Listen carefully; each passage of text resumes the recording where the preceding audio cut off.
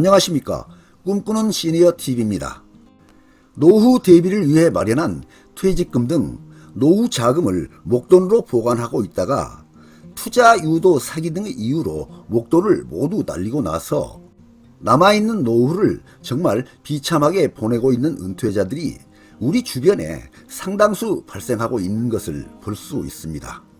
이는 은퇴자들이 노년에 노후 자금을 현금 등의 목돈으로 가지고 있으면 얼마나 위험한지를 현실적으로 보여주는 사례입니다. 노년에 현금을 가지고 있다는 사실이 주변에 알려지면 투자 유도 등으로 사기치는 사기꾼들이 접근해 오는 경우도 많고요. 자녀들이 주택 구입비 보조, 사업자금 지원 등을 부탁해서 어쩔 수 없이 지원해주다 보니 어느새 그 돈이 사라질 수도 있고요. 친분을 유지하고 지내던 친척, 친구 등 지인이 형편이 어려워져서 돈을 빌려주고 나서 받지 못하는 경우도 많이 발생이 되고 있습니다. 그러나 노년의 노후 자금이 그렇게 사라지면 절대로 안 됩니다.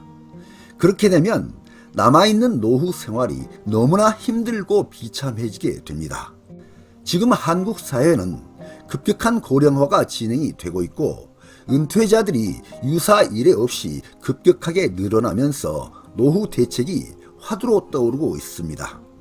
한국의 노인 빈곤율은 2021년 기준 37.7%로 나타났고 한국의 노인들은 노후가 무척이나 어려운 것으로 보입니다.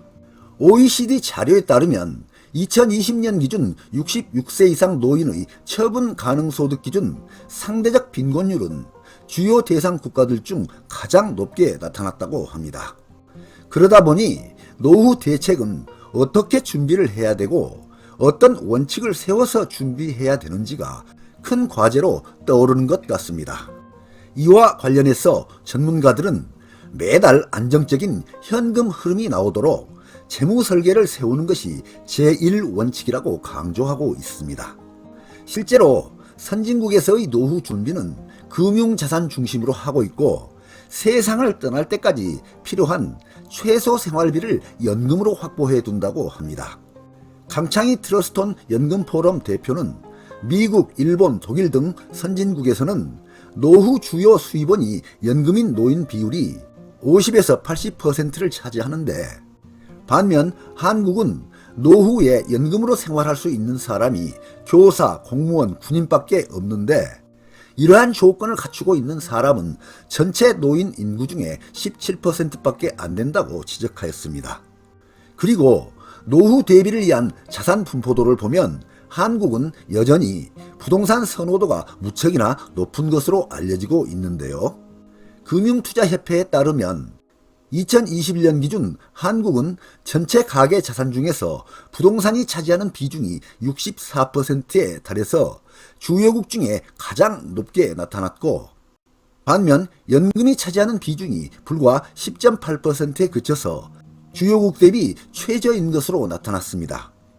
또한 연금 부자들을 쓴 이영주 작가는 우리나라는 대부분 큰 고민 없이 목돈과 부동산 자산으로 노후를 준비하지만 이는 매우 위험한 말상이다 라며 노후엔 건강이 나빠지면서 판단력, 기억력, 활동력이 약해지는데 이런 시기에는 목돈과 부동산이 노인을 지켜주지 못한다고 말했습니다.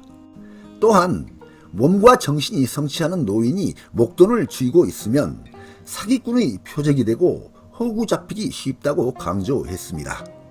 이와 관련하여 연금 전문가인 이영주 작가의 저서인 연금 부자들에서는 목돈과 연금의 10가지 차이점을 설명하고 있는데요.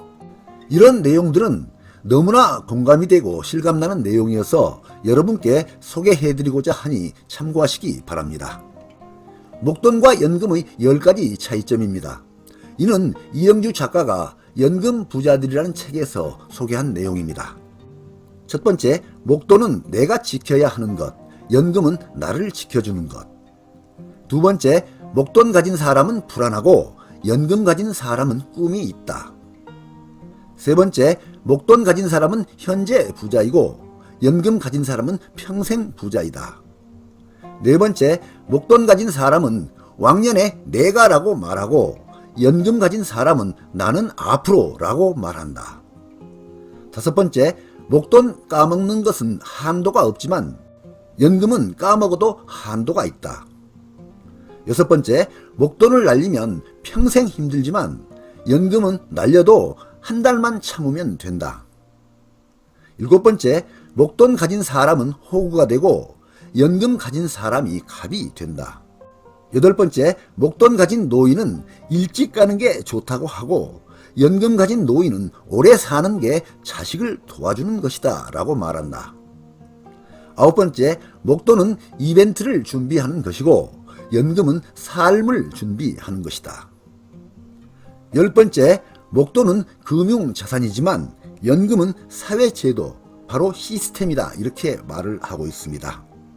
이와 같이 전문가들은 목돈으로 노후를 준비하는 사람보다는 연금을 타면서 노후를 보내는 사람들이 훨씬 안정적이며 행복하다고 말합니다. 앞으로는 100세 시대가 온다고 하는데요. 이러한 100세 시대에는 60세 정년 퇴직하더라도 앞으로 40년은 더 살아야 될지도 모르니까 어떻게든 나이 들어서 고생하지 않도록 현금 흐름을 만들어야 되겠습니다. 현금 흐름 만드는 방법을 보겠습니다. 그동안 모아둔 목돈, 현금성 자산이 있다면 그 자산을 연금화함으로써 지속적인 현금 흐름을 만들고, 큰 집을 보유하고 계신다면 더 이상 큰 집이 필요하지 않으니까 큰 집을 팔고 작은 거주 공간으로 이사하신 후에 여유 자금을 연금화하거나 월세 등을 받는 방법으로 여유 자금을 만들 수 있는 현금 흐름을 만드셔야 합니다. 아이들이 다 크고 나면 큰 집, 비싼 집이 필요가 없고 학군이 좋은 지역도 필요가 없게 됩니다.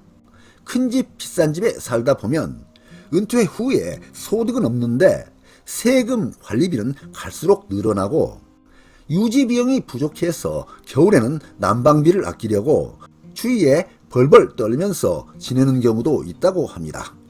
큰 집, 비싼 집을 줄여서 남은 여유 자금으로 연금화하거나 단돈 100만 원이라도 월세를 받을 수 있는 등의 현금 흐름을 만드셔야 합니다. 은퇴 후에 100만 원, 200만 원은 은퇴하기 전의 1000만 원, 2000만 원과 같은 큰 돈입니다. 네, 오늘 동영상 주제는 노후 대비를 위한 연금화 등 현금 흐름 확보 방법이었습니다. 많은 도움이 되시길 바랍니다. 끝까지 경청해 주셔서 감사합니다.